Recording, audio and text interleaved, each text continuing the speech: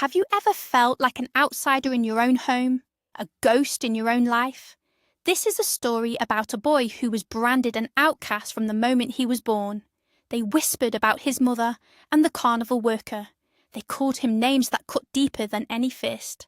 But what happens when that boy grows up and fate puts him in the driver's seat of the very man who abandoned him? Get ready for a tense and emotional journey about secrets, lies, and a family torn apart by pride. Because some wounds don't heal, they just wait. Our story begins in the small, insular town of Harmony Creek, North Carolina, a place where everyone knows your name, and more importantly, your history. Michael was a boy living under the shadow of a story he never wrote. His mother, Sarah, was a beloved local girl who fell for John, the ambitious son of a wealthy Charlotte developer. But their love story soured when a travelling carnival rolled into town. Whispers started linking Sarah to a charismatic carnival worker named River. When Michael was born with dark hair and eyes, so different from his fair-haired father, the whispers became fact in John's mind. He left, disowning his son and leaving Sarah heartbroken. After Sarah's tragic death a few years later, Michael was left with his cruel great-aunt Carol, who never let him forget that he was, in her eyes, nothing but a stray. The splintered screen door slammed shut, its sound swallowed by the thick, humid air of a Carolina summer evening. 10-year-old Michael stumbled into the dimly lit kitchen, the metallic taste of blood filling his mouth. A fresh bruise was already purpling under his left eye, and his t-shirt was torn at the shoulder, revealing a dirty, scraped skin. His great-aunt Carol looked up from the sink, her face tightening into a familiar mask of disgust. She wiped her hands on her apron, her movements sharp and angry. "Look at you," she hissed, her voice like gravel. "Just look at the state of you. Fighting again, aren't you? Like some kind of wild animal." Michael kept his gaze fixed on the cracked linoleum floor, hoping to become invisible. He could feel her cold eyes boring into him, dissecting every flaw, every failure. The smell of bleach and boiled cabbage hung in the air, a scent he would forever associate with shame. Aunt Carol grabbed his arm, her fingers digging into his bicep like claws. "How many times do I have to tell you? You bring nothing but trouble to this house. You think clothes grow on trees?" She shook him, his head snapping back. "Your mother! God rest her soul, she must have been cursed. Cursed to have a boy like you, born from carnival trash." The words, old and worn from overuse, still hit him like a physical blow. A heavy knot formed in his stomach, climbing up his throat and choking him.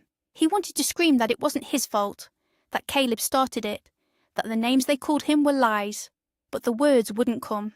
He just stood there, a rag doll in her grip, as the room began to tilt and the edges of his vision blurred into a suffocating darkness. The last thing he heard was her voice, a distant, angry buzz, before the world went black. When Michael awoke, the harsh kitchen light was gone, replaced by the soft glow of the lamp in his small bedroom. A cool, damp cloth rested on his forehead. Leaning over him was the kind, wrinkled face of Nurse Miller, the town's semi-retired visiting nurse. The scent of antiseptic and peppermint followed her like a comforting cloud. "Well, hello there, sleepyhead," she said softly. "Gave us all quite a scare." She checked his pupils with a small light. "Your aunt was worried sick, said you just collapsed." Michael knew that was a lie. Worry wasn't in Aunt Carol's vocabulary, only anger. Nurse Miller glanced towards the doorway, where Carol stood, arms crossed. "Carol," she said, her tone firm but gentle, "this boy needs rest, not a lecture. Whatever happened, it can wait. He's got a mild concussion." The kindness in her voice was so foreign, so jarring, it made Michael's eyes well up with tears he refused to let fall. Lying in his bed, the memory of the fight replayed in his mind with painful clarity. He had been walking home with Emily, kicking a loose stone down the dusty road, when Caleb and his friends cornered them. "Look, it's the Carnie's kid," Caleb had sneered, his face a caricature of playground cruelty. "Your mama liked the tilt-a-whirl, didn't she, Mike?" The other boys snickered. Michael had told him to shut up, his fist clenched at his sides. But Caleb pressed on. "It's true! My dad said she ran off with some gypsy from the fair. That's why you look like you do. You're not a real person from here." The injustice of it, the sheer unfairness, had ignited a rage in Michael. He had lunged, a desperate, clumsy attack. The fight was a blur of fists and dirt and shouting until Caleb's lucky punch sent him reeling, the world momentarily going white. Nurse Miller found Aunt Carol in the kitchen stirring a pot of soup with unnecessary force. "He needs to be watched, Carol," the nurse said, leaning against the doorframe. "And he needs a little compassion." Carol snorted, not turning around. "Compassion? That boy is a walking disaster.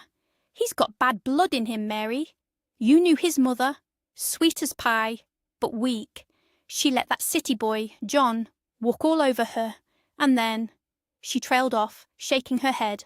"And then she gets herself mixed up with that carnival riffraff. Now I'm left to clean up the mess. I'm an old woman. This is too much for me." Nurse Miller sighed. She knew arguing was useless. The town had already passed its judgment on Michael years ago, and Carol was its most unforgiving juror.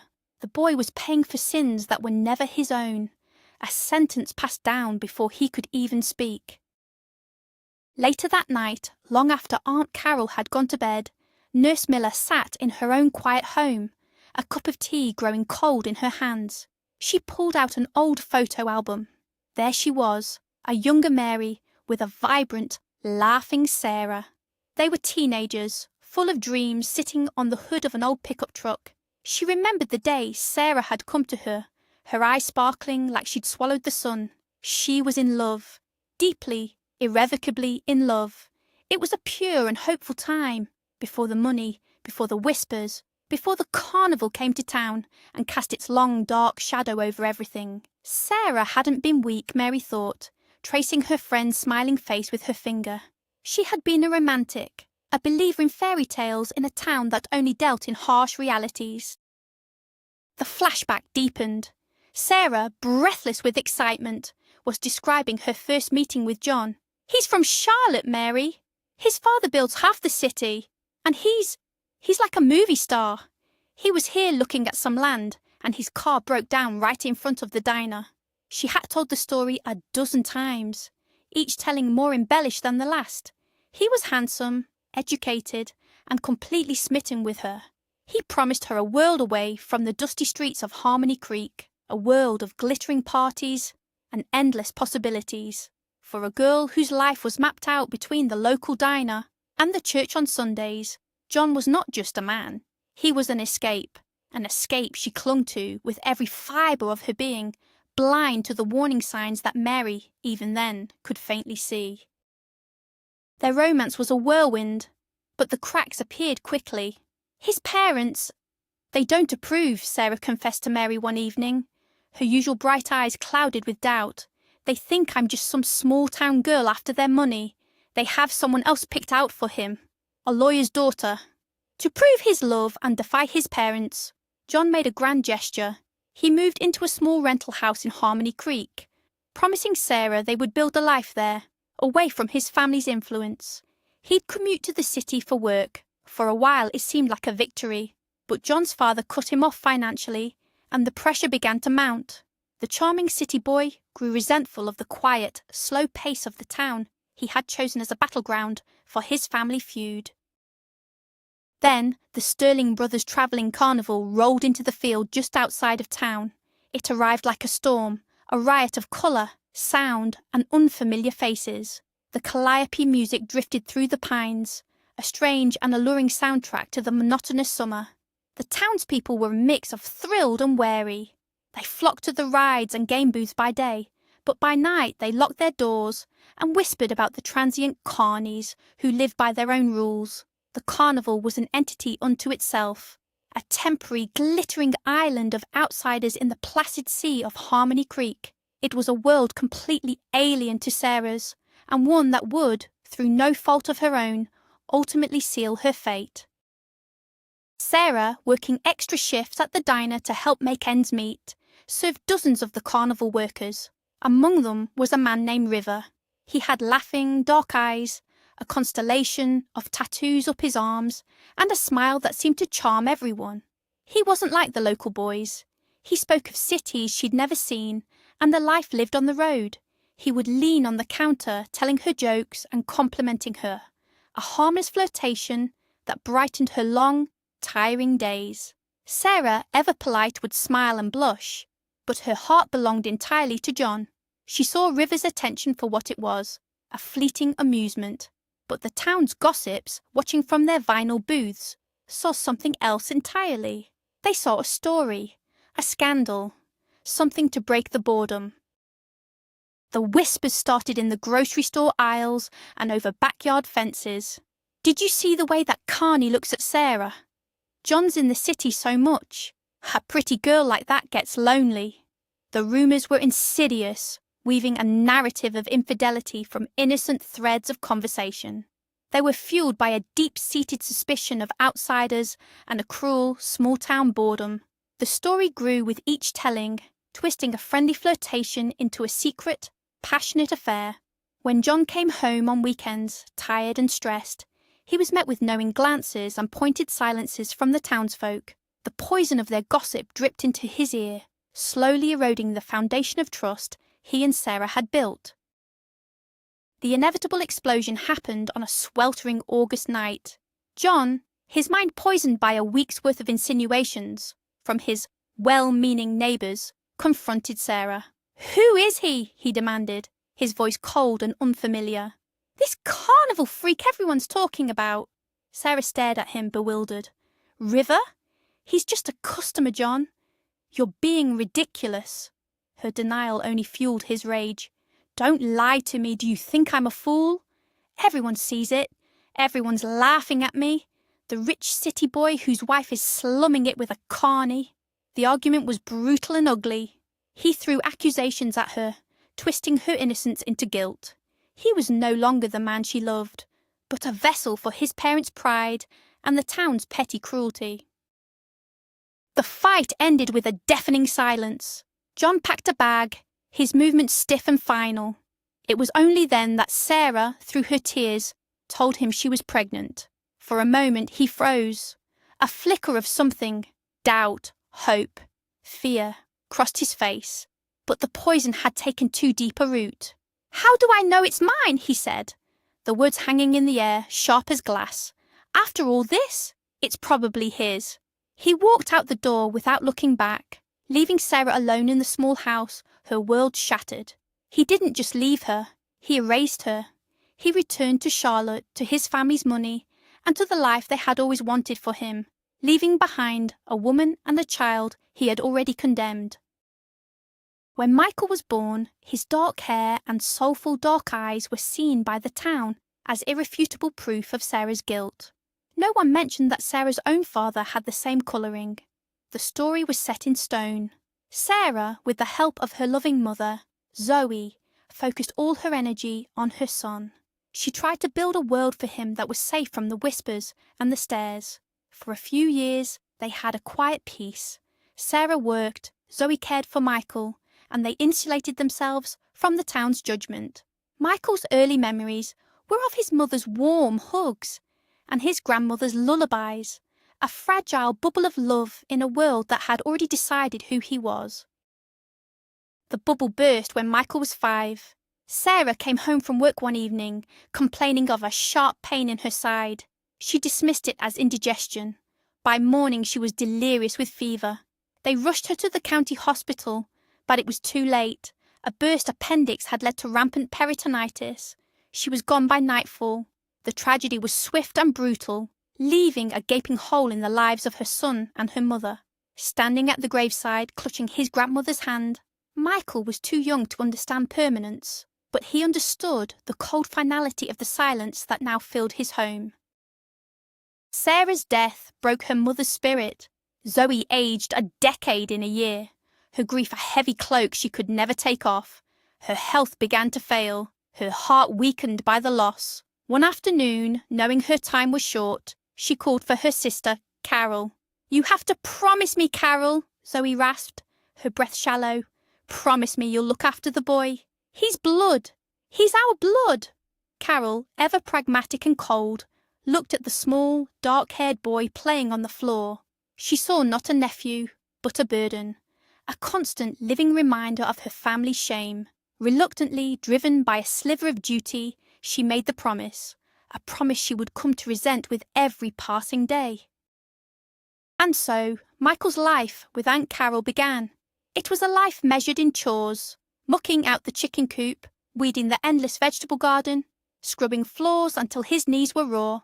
He was the first to wake and the last to sleep. Love was never mentioned. Affection was a foreign currency. His existence was transactional. He provided labour, and in return he received a roof over his head and 3 meagre meals a day. All the boys spent their summers swimming in the creek or playing baseball. Michael spent his mending fences and hauling firewood, his youth slowly eroding under the weight of his aunt's bitterness and the unrelenting Carolina sun. In his teenage years, his isolation was broken by a single shimmering crush. Ashley. She was the preacher's daughter, with blonde hair and a bright, popular smile. To Michael, she was everything good and clean in the world, the complete opposite of the grime he felt clung to his own life. He would secretly leave wildflowers on her porch and once spent a month's worth of saved-up chore money on a small chocolate bar for her birthday. She accepted his gifts with a kind of polite, embarrassed pity. She would never be cruel to his face, but he could see in her eyes that she was ashamed to be seen with him, the town's resident outcast. His only true friend was Emily, the quiet, observant daughter of the school janitor. She had been there the day of his fight with Caleb, the only one who tried to help. Emily never asked about his mother or the rumours. She just saw him. They would sit together at lunch when no one else would, sharing silent understanding. "Why do you like Ashley so much?" she asked him once, her voice barely a whisper. "She's nice," Michael mumbled. Emily looked him straight in the eye. "She's not as nice as you think she is," she said, a surprising fierceness in her gaze. "And you're not what they say you are." Her simple words of validation were a lifeline in his lonely world. High school graduation was not a celebration for Michael, but an escape hatch. While other kids were planning for college and summer jobs, he was talking to an army recruiter. The military promised discipline, a purpose, and most importantly, a ticket out of Harmony Creek. It was a chance to be judged, not by his birth, but by his actions. To be part of a team where his last name and the town's rumours meant nothing. The day he got his enlistment papers, he felt a surge of hope for the first time in years. He was finally going to leave the ghost of his past behind. On his last night in town, he gathered all his courage and went to Ashley's house. He found her on the porch swing. "I'm leaving tomorrow," he said, his heart pounding. "For the army. I wanted to ask if you'd maybe wait for me."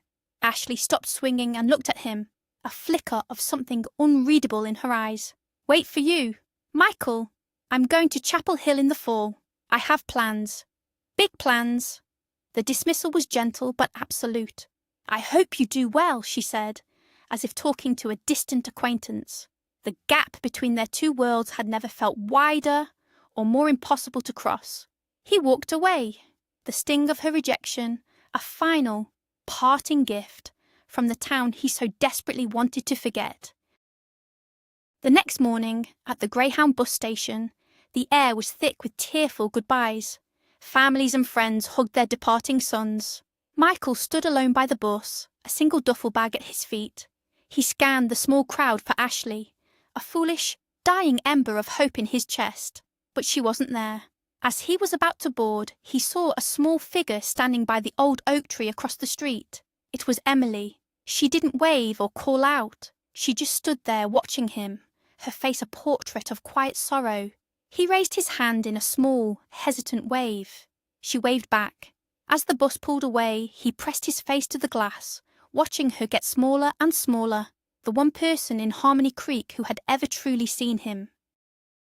The army forged a new man out of the broken boy.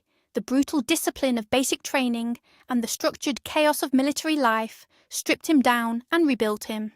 In the 82nd Airborne, he found a brotherhood he never knew existed. These men, from all corners of the country, didn't care about his lineage. They cared if he could watch their back, if he could carry his weight, if he was reliable under fire. For the first time, he belonged. He served his term with distinction, returning to the States a quiet, confident man, with a stillness about him that hadn't been there before. The ghost of Harmony Creek seemed, at last, to be a world away. When he returned to Harmony Creek, the town looked smaller, the people older. He walked up the familiar path to Aunt Carol's house. She opened the door, her face as sour as ever. She looked him up and down, taking in the uniform, the new confidence in his posture. "Well, look what the cat dragged in," she said, her voice devoid of warmth. "I suppose you think you can just move back in." Michael just looked at her calmly. "I just came to see how you were, Aunt Carol," she snorted. "I'm old, and you're a grown man. I kept my promise to my sister. You're on your own now." It wasn't cruel, not anymore. It was just a fact, a severing of the final frayed tie to his childhood. She handed him a rusty key. "That's for your mother's house. The bank was going to take it, but I paid the taxes. You can sell it. Get a few thousand for it, I expect." He didn't argue. He didn't want the house or the memories it held. He sold the small, dilapidated home to a developer for a modest sum, packed his duffel bag one last time, and bought a one-way bus ticket to Charlotte. He was done with Harmony Creek. He was going to a place where no one knew his name, a place where he could finally, truly, start over. He would build a life so different from his past that its ghost would never find him. Life in Charlotte was anonymous and difficult at first. He found a small apartment and worked odd jobs, but he was looking for something stable. One day he saw an ad in the paper. Personal driver needed for CEO of a leading real estate development firm. Must be professional, discreet, and have a clean record. Ex-military preferred. It felt like it was written for him. He put on his only suit, polished his old army boots, and went for the interview. The HR manager was impressed by his calm demeanour and his service record. "The position is to be the personal driver for our founder and CEO, Mr. John Davenport Sr., she explained. "He's a very demanding man." Michael nodded. He could handle demanding. His first day, he stood by a gleaming black sedan, waiting for his new boss. A tall, imposing man in his late 40s emerged from the building. He had fair hair, streaked with grey, and cold, piercing blue eyes. He moved with an air of absolute authority. "You're the new driver?" "Michael?" the man asked, his voice crisp and impersonal. "Yes, sir," Michael replied. John Davenport Sr. studied him for a moment. "You look familiar," he said, a slight frown on his face. "Have we met?" Michael shook his head. "No, sir. I'm new to Charlotte." John shrugged it off. "All right, let's go. I have a meeting on Oak Street." As they drove, neither man had any idea of the invisible, tangled threads that connected them across a chasm of 20 years. Months passed. Michael proved to be an exemplary employee. He was always on time, silent unless spoken to, and navigated the city with an unnerving calm. John Davenport Sr. came to rely on him. One morning, John gave him an unusual directive. "Michael, I need you to take me to the airport early tomorrow. And then wait. My parents are flying in from Europe. You'll be driving us all back to my estate." The next day, Michael stood a respectful distance away as John greeted an elegant, elderly couple emerging from the international arrivals gate. He stepped forward to take their luggage as John made the introductions. "Mom, Dad, this is my driver, Michael. He's been with me for almost a year now." The old man, John's father, stopped dead. He stared at Michael, his face draining of all colour. His hand trembled as he raised it towards his own face. "Alex," he whispered, his voice cracking. "My God, it can't be." John looked at his father, confused. "Dad, what are you talking about? This is Michael. Alex was your brother. He died 30 years ago." "But the resemblance," the old man stammered, his eyes wide with disbelief. John's mother then looked closely at Michael, a different kind of recognition dawning on her face. A horrified recognition. "John," she said, her voice low and urgent, "where did you say this boy was from?" "I don't know, some small town," John said, now looking at Michael with new searching eyes. "What town, Michael?" Michael's blood ran cold. "Harmony Creek, sir." The name dropped like a bomb into the sterile airport terminal. John staggered back as if he'd been shot. "Sarah," he choked out. "Was your mother's name Sarah?" The world tilted on its axis. The sterile white of the airport, the distant announcements, the rolling suitcases. It all faded into a roaring in Michael's ears. John Davenport Sr., his cold, powerful boss, was staring at him, his face a mask of dawning horror and regret. "My son," John whispered, the words barely audible. He took a stumbling step forward. "You're my son." The confession hung in the air, a truth 25 years too late. Michael didn't feel joy or relief. He felt a tidal wave of ice-cold rage. All the years of being called Carnie trash, of Aunt Carol's beatings, of being the town and pariah. It all crashed down on him. This man, this stranger, was the architect of his entire life of pain. Without a word, Michael turned, dropped the luggage cart with a deafening crash, and walked away, leaving his father and his newfound family standing frozen amidst the chaos of the airport. For weeks, Michael was a ghost. He quit his job, left his apartment, and disappeared into the city's anonymity. His father's frantic calls went to a disconnected number. The sudden inheritance of a family felt more like a curse than a blessing. Eventually, drawn by an unseen force, he drove back to Harmony Creek. He found his mother's grave and his grandmother's, surprisingly neat and tended, with fresh flowers. An old man at the cemetery told him it was Emily, the janitor's daughter, now a nurse at the county clinic, who cared for them. He also learned that Ashley had married his childhood bully, Caleb, and was trapped in a miserable life. The real twist wasn't discovering his father. It was realizing who his true family had been all along. He found Emily, not with a grand gesture, but with a quiet, heartfelt truth. He asked her to be his wife, and in her tearful yes, he found the home he had been searching for his whole life. A year later, the old house in Harmony Creek was rebuilt, beautiful and bright. Michael and a pregnant Emily stood on the porch, watching as John and his parents, now Grandpa and Grandma, played in the yard. He had even brought Aunt Carol to live with them, her hardened exterior finally cracked by a forgiveness she never deserved, but desperately needed. He hadn't just reclaimed his past, he had built a new future from its ashes. Thank you for watching this incredible story unfold. If it moved you, please give this video a like, subscribe for more content, and share your thoughts in the comments below. We have one final question for you. What would you have done in Michael's place? Could you forgive a family that threw you away, or are some wounds simply too deep to heal?